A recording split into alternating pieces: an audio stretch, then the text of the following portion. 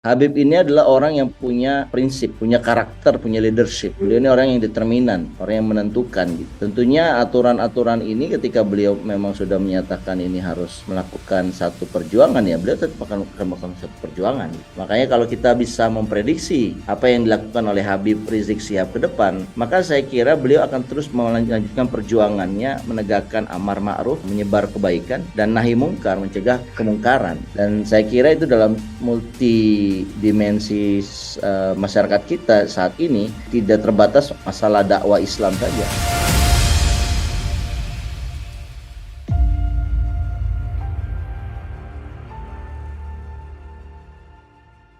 Nah, ini materi kedua kita akan membahas tentang ini, Bang, kebebasan Habib Rizik ya. Habib Rizik yang baru saja bebas dari tahanan setelah melalui proses pembebasan bersyarat gitu.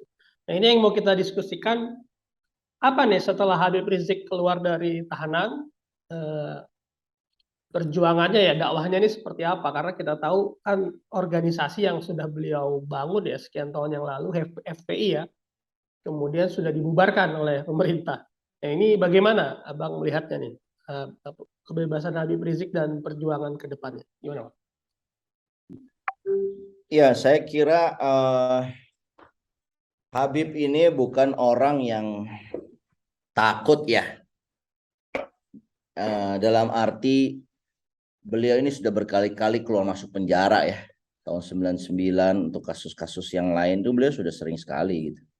Untuk satu biasanya karena beliau penanggung jawab dari FPI ya, sementara anak buahnya melakukan kerusakan, akhirnya beliau yang dikenakan. Itu yang dulu. Tapi sekarang ini kan kasusnya terkait juga karantina kesehatan dan juga ada saksi apa istilah informasi palsu terkait mengenai kesehatan ya, rumah sakit Umi gitu ya, kalau kita ingat-ingat gitu.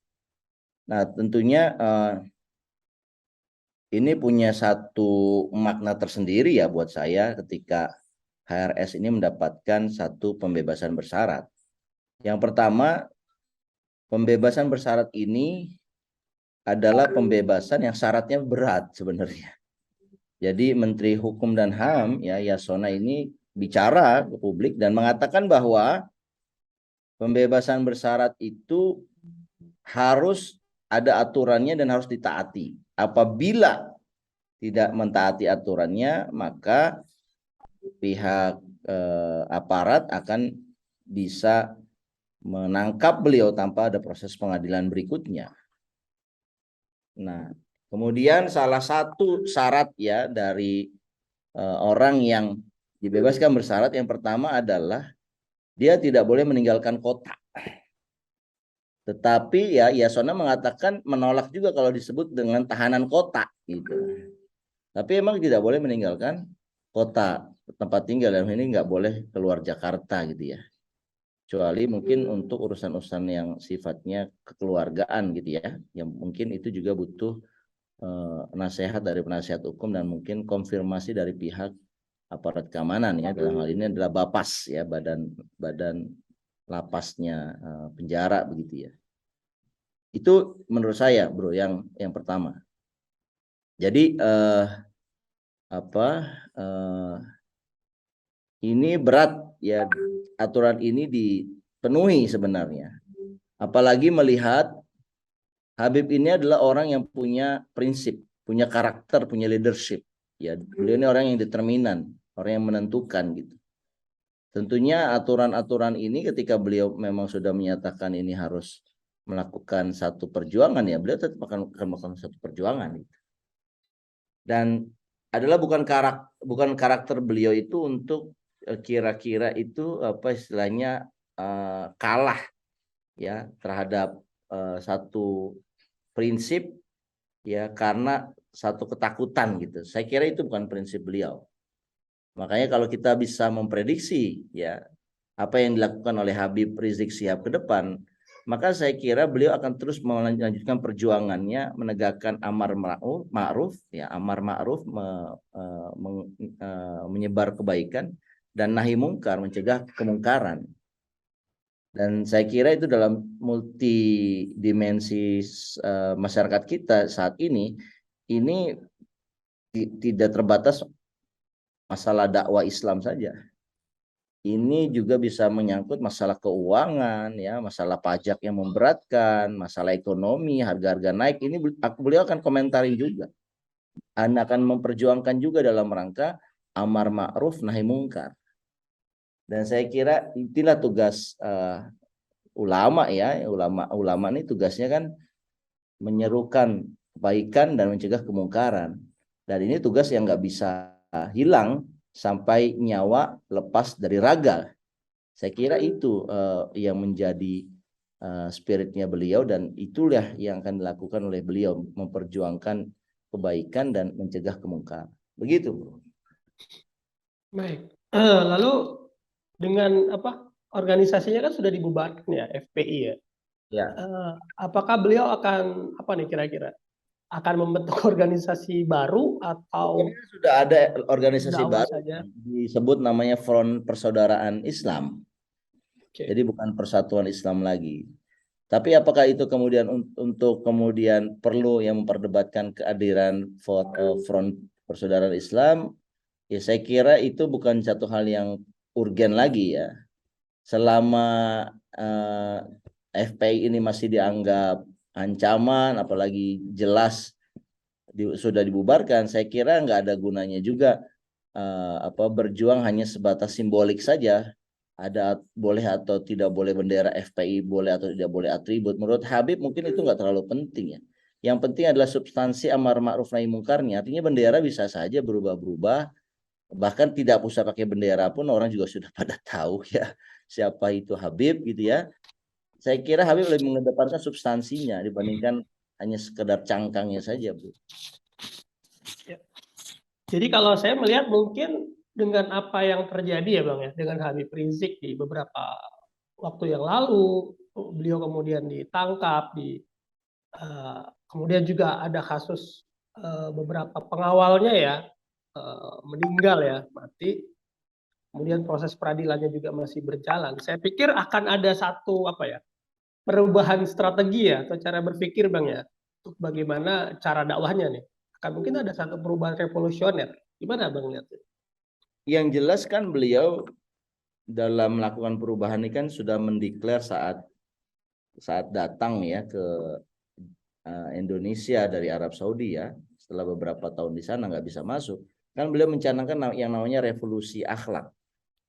Dan saya kira revolusi akhlak itu kan jauh lebih substansial, ya, dibandingkan yang sifatnya formalitas dan fisik, begitu. Karena akhlak ini kan dia substansial dan dia tidak terlihat, dan dia menentukan apa gambaran seseorang, fisik seseorang itu, dia apakah orang amanah atau tidak, itu kan tergantung akhlak yang ada di dalam diri dia. Dan saya kira perjuangan itu ya menjadi perjuangan yang never ending, ya. Nah, kalau mengenai cara, ya, mengenai strategi, saya kira Habib sudah sangat expert dalam hal ini, ya. Kemampuan Habib dalam berdiplomasi saya kira sudah luar biasa, ini nggak perlu diragukan lagi, ya.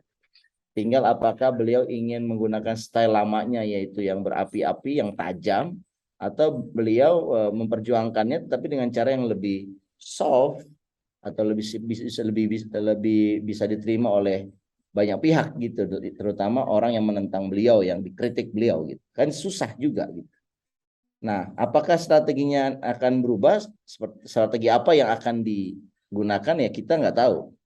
Saya kira Habib lebih berpikir ke depan bahwa bagaimana di 2024, ya, Indonesia ini punya pemimpin yang lebih baik. Setidaknya menurut Habib, ya, dan kalangan umat Islam, bahwa ke depan bagaimana pemimpinnya ini adalah pemimpin yang membela hak-hak kenegaraan dari orang-orang Islam yang sementara ini, ya, banyak dicederai, gitu, ya, karena isu pembelahan.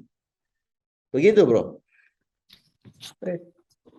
Dan ya memang yang lebih terpenting Bang ya, ini kan Habib Rizik pengikutnya cukup banyak ya, sehingga bagaimana beliau bisa menjaga moralitas ya, maksudnya semangat perjuangan atau moral perjuangan ya dari para pengikutnya ini, dan sesuai dengan garis Habib Rizik sendiri, gitu mungkin Bang ya. Iya, dan saya kira orang yang sudah berumur seperti Habib Rizik ini, dia sudah punya karakter yang akan bisa berubah. dan karakternya adalah ya amar ma'ruf nahi mungkar, dan itu bisa aja membuat panas ya telinga para penguasa.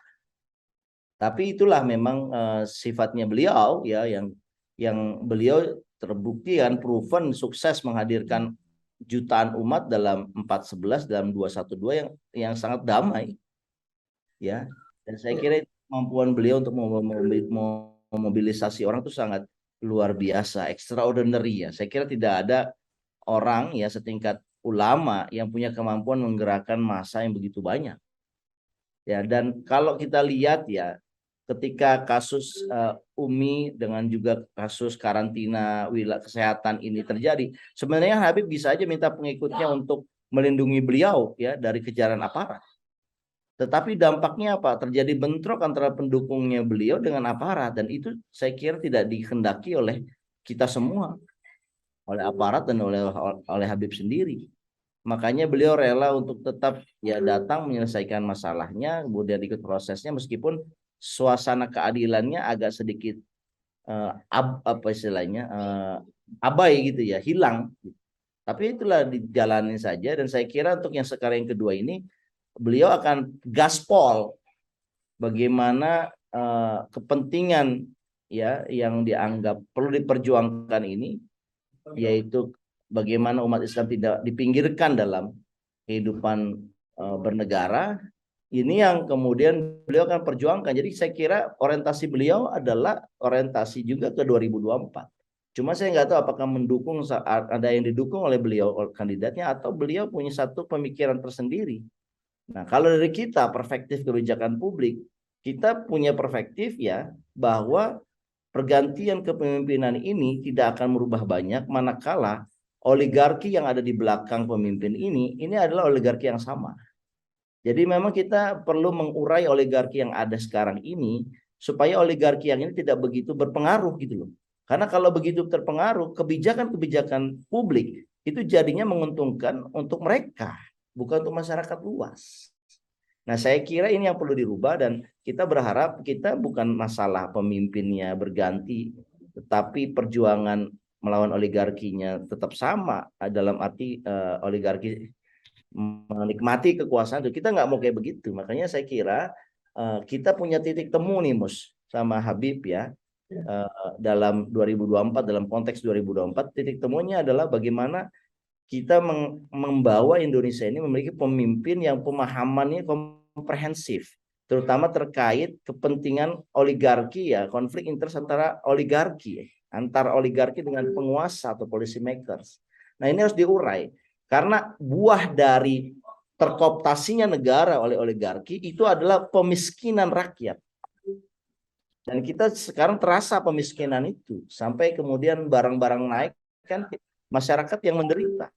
Nah, kita ingin pemiskinan rakyat itu tidak terjadi lagi siapapun presidennya. Dan saya kira cara perjuangannya adalah dengan cara mengingatkan semua pihak, ya, terutama juga oligarki, untuk jangan semena-mena. Kita harus tempatkan rule of the law, ya, aturan-aturan hukum itu sebagaimana aturan-aturan yang harusnya dilakukan gitu, bahwa hak hukum itu di atas segalanya, di atas ke presiden, di atas rakyat, di atas orang-orang oligarki, semua harus tunduk pada hukum. Kalau dia bersalah, salah. Nah, saya kira ini yang akan dilakukan oleh beliau ya. Meskipun demikian saya tidak bicara mengenai temponya kapan, tapi saya kira dengan prinsipnya beliau, apalagi keinginan menggebu-gebu dalam diri beliau menegakkan amar ma'ruf nahi mungkar, saya kira beliau akan terus bersuara ya dalam banyak kebijakan yang diambil oleh pemerintah, yang telah diambil ataupun yang akan diambil. Ini beliau mungkin akan bersuara juga. Saya kira begitu. Baik. Oke, saya pikir tema kedua ini sudah cukup Bang ya. Siap. Kita diskusikan.